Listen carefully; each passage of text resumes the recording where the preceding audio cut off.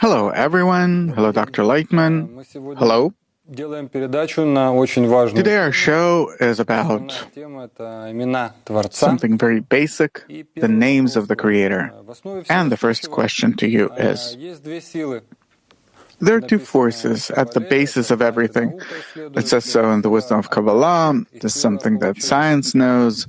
The force of bestowal, giving, and the force of reception that unites systems or differentiates them, and therefore we have variety in the world. And the question is, where's the Creator here? Which force is He? There is no Creator. There is no Creator, meaning something that is something like the Creator is manifested in these two forces of plus and minus, reception, giving. Which of these forces is affiliated with the Creator? No, He's above that, only in relation to us. This is how He's manifested. We call Him Creator in relation to us, but really there's something higher that is unrelated to us. So if we're talking about the Creator as an upper force, as a thought, then in our emotions it is revealed as these two forces of reception and bestowal. Yeah, but it's not He Himself, it's His attitude toward us. Yeah, but we have nothing else that we can talk about because we can only talk about that which is revealed to us. So this is the only thing that we can acquire, what we perceive in our senses. Yes. How is it better to call Him Creator, God, thought? However it's comfortable for you in every case. It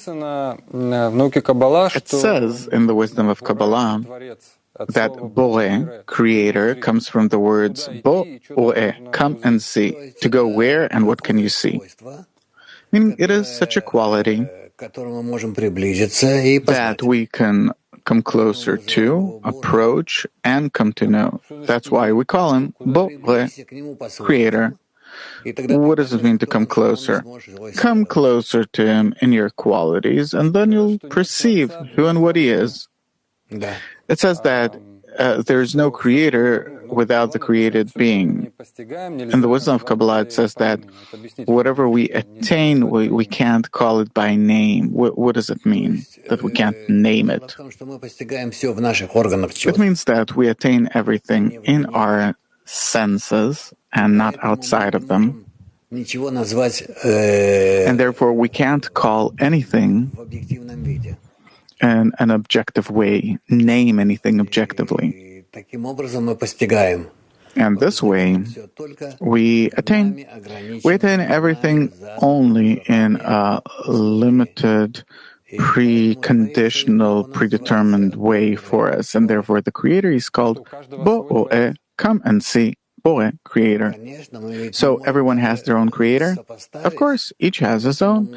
We can't even compare how is He revealed to one person or another, or seems. But in researchers, in our world, you can show them to anyone. Newton's laws, gravity, this, that, everyone feels, everyone senses, each in their own way.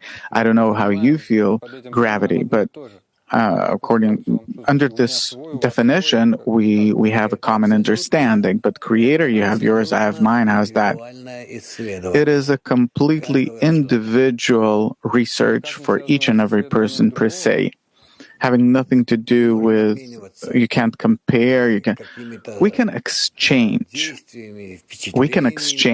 certain impressions, actions, but nonetheless, it will not be apparent the measure to which these are the same results of our inquiry of the Creator, that they're identical in each of us. They're not.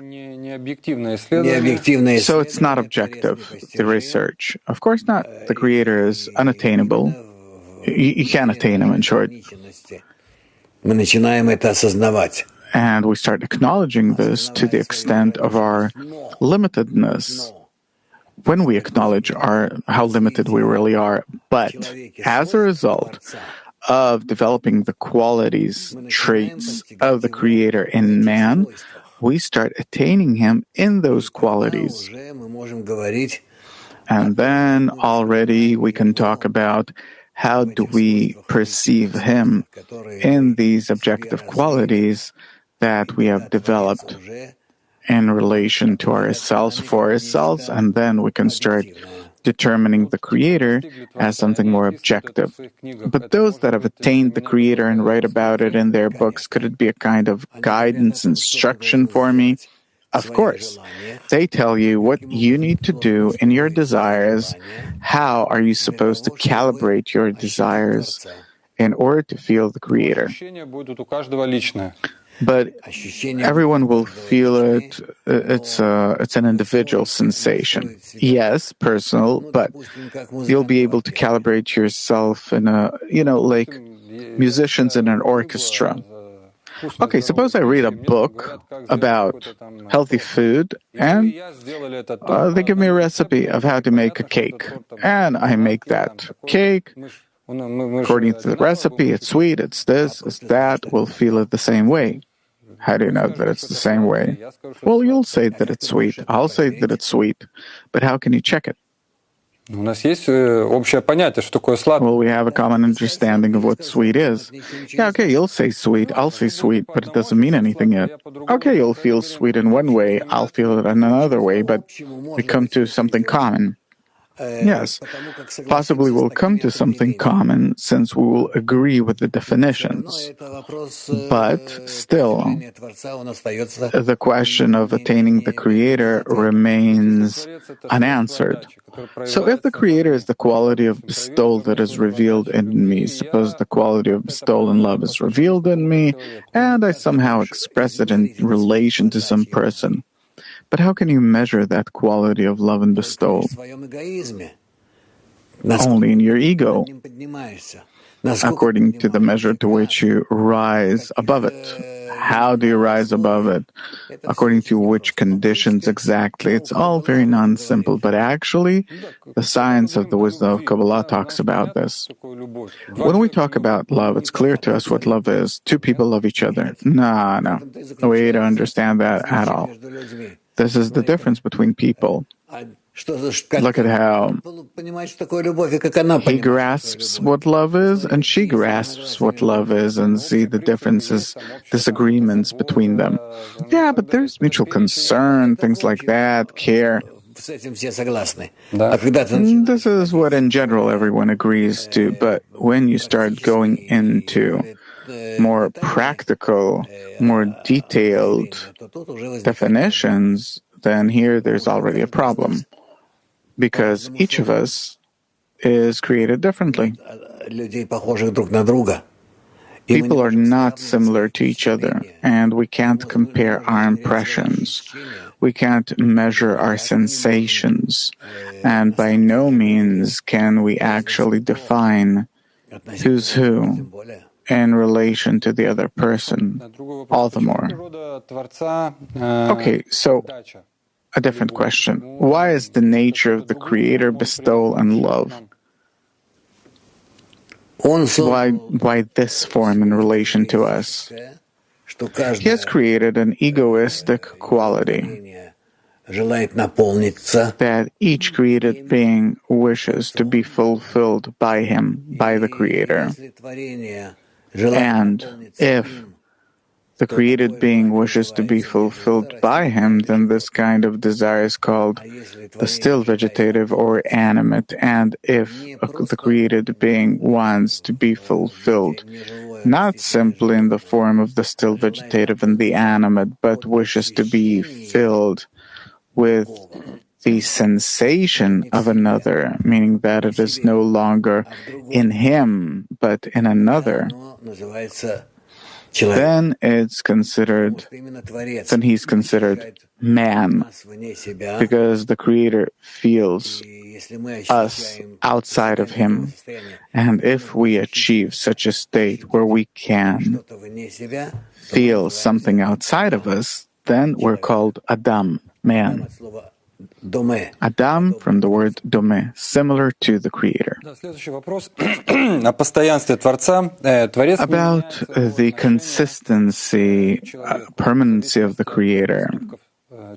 He doesn't change in relation to man, but it is man's actions that change the way he perceives the Creator, and there are many writings about it in Kabbalistic texts that, as it says, I do not change my avaya, etc., etc. Can you explain what it means that the Creator is consistent, that he doesn't change his attitude toward the Creator? Because to begin with, it is one quality of bestowal love toward all of his created things, and no matter how they change, his attitude toward them is unchangeable. And therefore, though it seems to us that we can change our attitude toward the Creator's attitude toward us, but it is only in relation to our actions. But in relation to everyone and everything, the Creator is in utter good, and that's it. It says that the Creator, he punishes for certain actions. No, it's in order for us to straighten ourselves out. But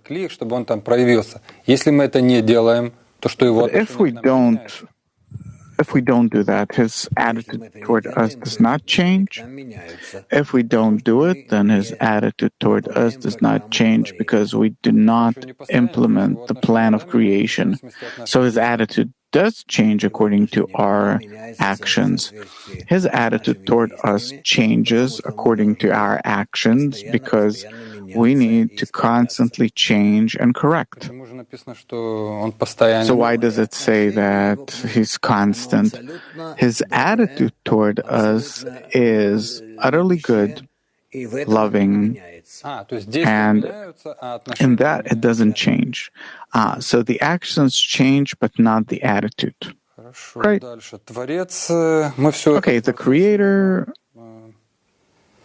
It says that the Creator and nature have the same numerical value in Gematria, 86, and this points at the fact that both the Creator and nature, from the point of view of those that have attained it, Kabbalists meaning, is identical, meaning the Creator and nature are the same. What does it mean? That the Creator and nature are the same. Everything around us and more, and whatever we can say about whatever it is, besides a person's little ego, it's all the Creator.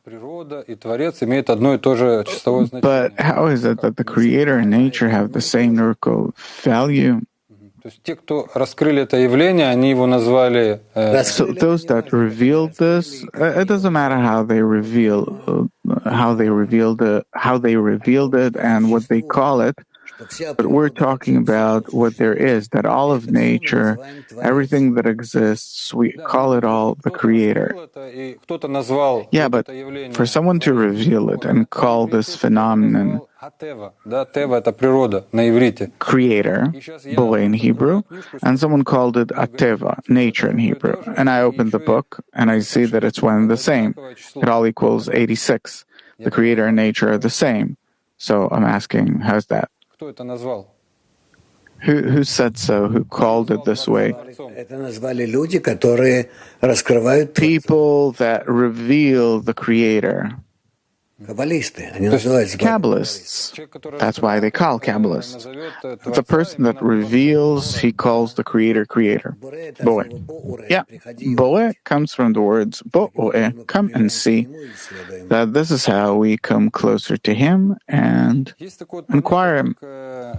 There's this concept called taste and see that the Creator is good. Taste the Creator, meaning we have 5 senses, and the strongest sense is taste. Yeah, like a child, he puts everything in his mouth. I thought that is actually the tactile sensation that's strongest. No, tactile, sometimes we don't sense, but the taste that's closest to us. To see the Creator, okay, somehow I can understand. To hear, that's clear.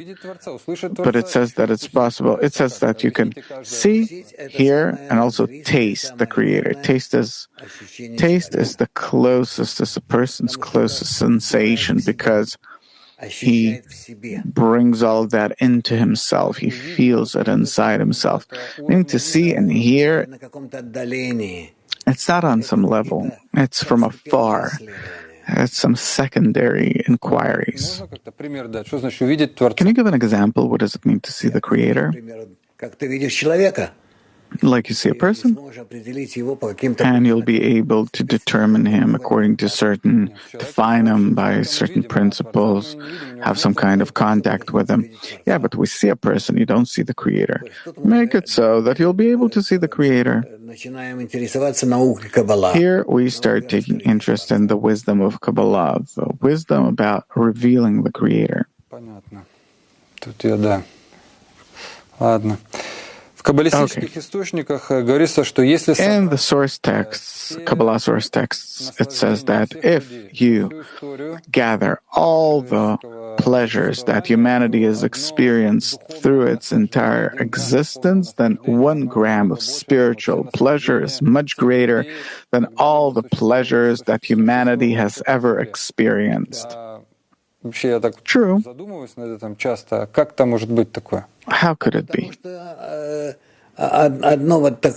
Because one contact with the Creator covers all other kinds of everything else, covers anything that a person could ever sense, feel, experience.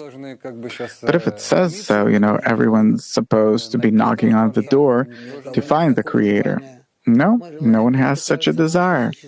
We want that which seems as existing next to us and appealing, and that doesn't exist for us and doesn't appeal to us. So it's just because we have no desire for it? Why isn't the Creator himself interested in us revealing him? Why doesn't he awaken this desire in us? He does, only gradually, in order to preserve our freedom of will, of choice. So a person who reveals the Creator, he is in constant pleasure? Of course, the upper, highest, complete pleasure that completely fulfills him. And after that, a new desire, empty desire is revealed, and the person aspires to fulfill it too. And that's how he goes from smaller pleasure to bigger and greater, by revealing the empty spaces in him. Well, I can imagine it somehow, but still I want to depict some kind of picture to myself. Suppose if I think about ants that exist, for millions of years, they too get pleasure, some kind of pleasure, because matter altogether, a tree also gets pleasure.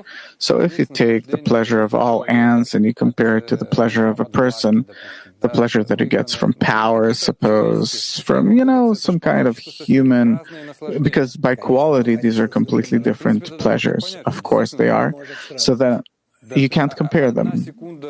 So 1 second of some human pleasure from the human level, where you love someone, a child, suppose, obviously in quality is much greater than the pleasure of all ants combined. Same with the Creator?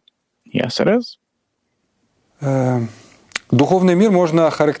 spiritual world can be characterized as the connection of unconnectable, mutually rejecting appearances. And in our world, we see that there is either hate or love. They can't exist at the same time. But the spiritual world is based on the connection of opposites. How does that work? It says that because of that, there's this great pleasure in the revelation. The spiritual world is built on our egoistic desire forcing us to start correcting it with the help of an altruistic intention, and therefore receiving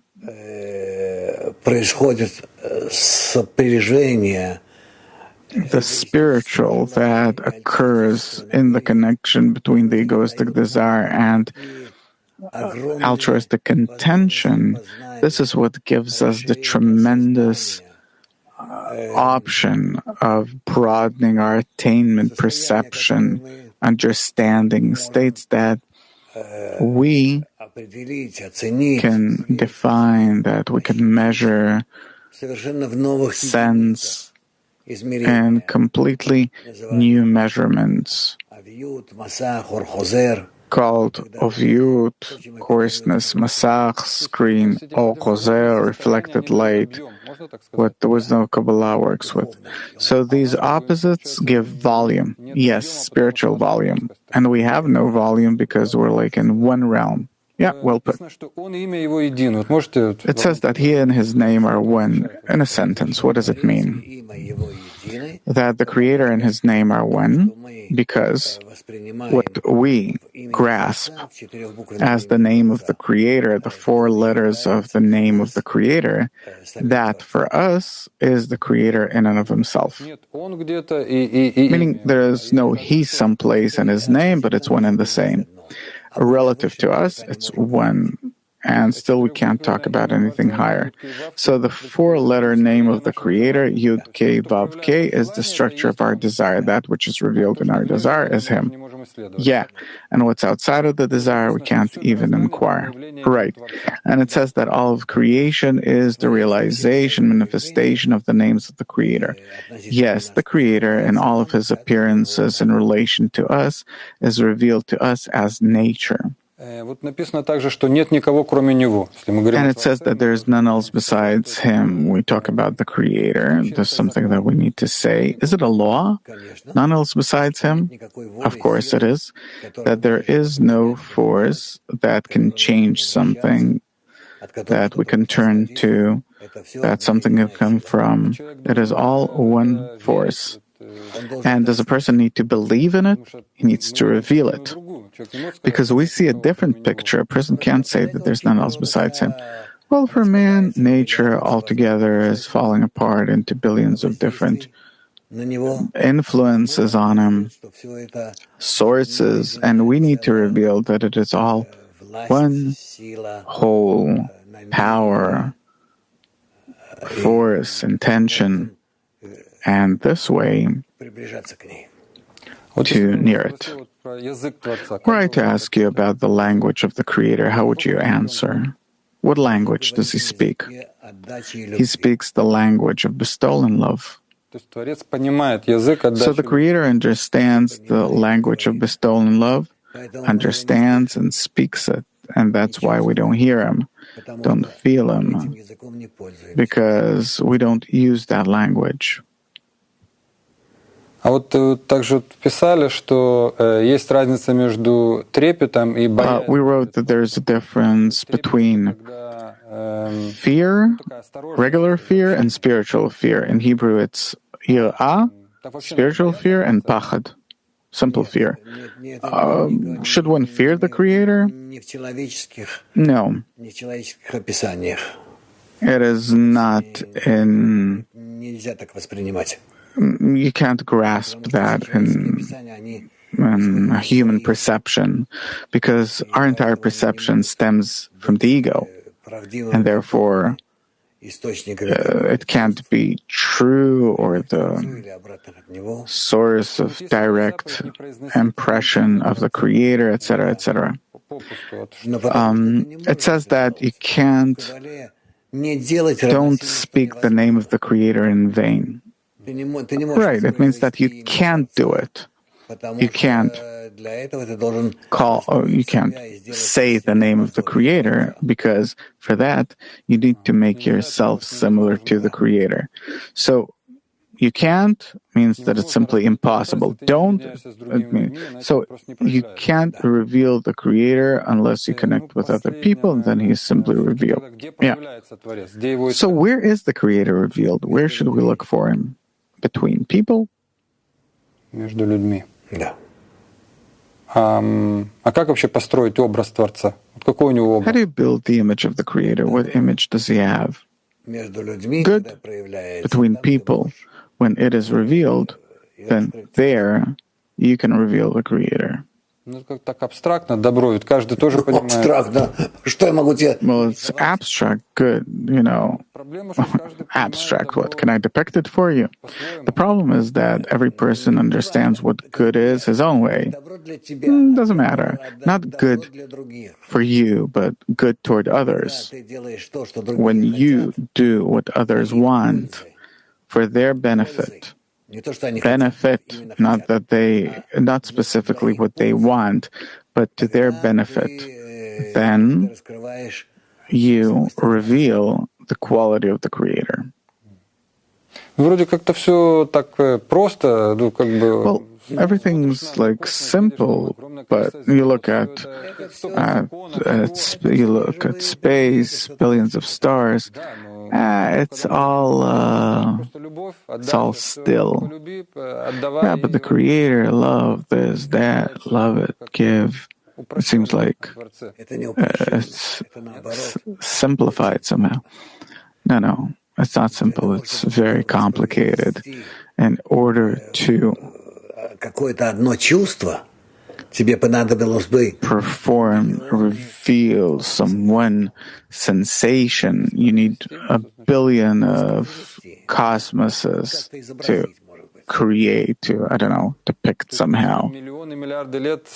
So millions and billions of years, the spectrum of our sensations was created in us, and we, in order to become like Him, need to also generate ourselves.